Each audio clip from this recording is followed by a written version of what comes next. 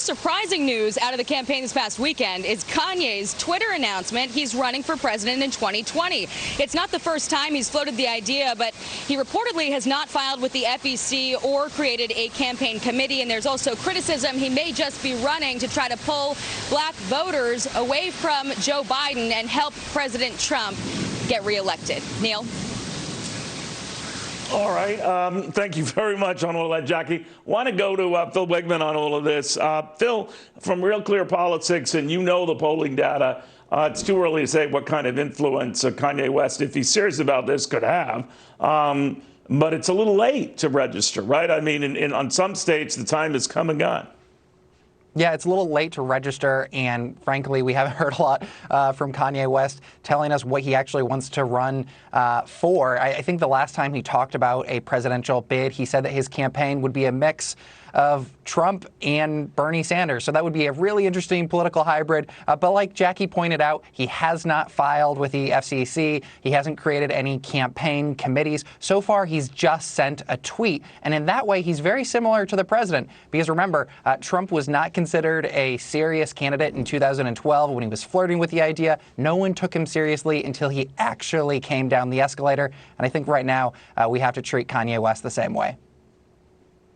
Let's assume that he does get on some state ballots, that he is serious about this.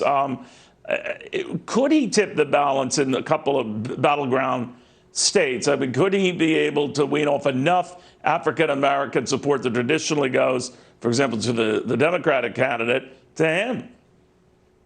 Yeah, do not write Kanye West off in 2020. And the reason why is because he's a billionaire and a superstar for a reason. Kanye West is smart about his brand.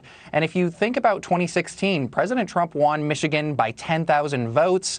There were 9,000 write-in ballots that year. So you have someone with universal name recognition, someone with plenty of money. And by the way, there are a lot of young voters out there who are not enthused with Joe Biden. They might just sit there to themselves and say, yeah, I'm going to vote for Kanye West. I mean, having Kim Kardashian as first lady would be funny. So there could be significant ramifications as he strips voters away from Joe Biden in those battleground states. Don't write Kanye off. All right, so when I hear the likes of Elon Musk and Mark Cuban heralding his arrival on the scene, they might be careful what they wish for, because all of this could help President Trump, couldn't it?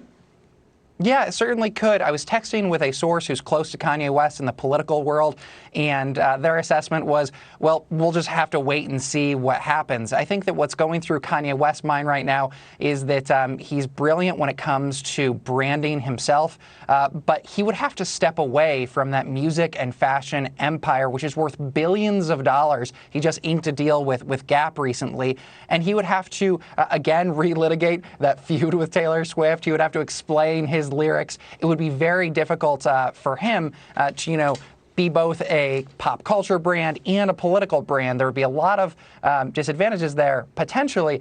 But again, Kanye West has significant appeal, and we learned in 2016 that anything could happen. So, perhaps we could see it again in 2020. Do not rule anything out, as you've reminded me. Phil Wigman, thank you very, very much.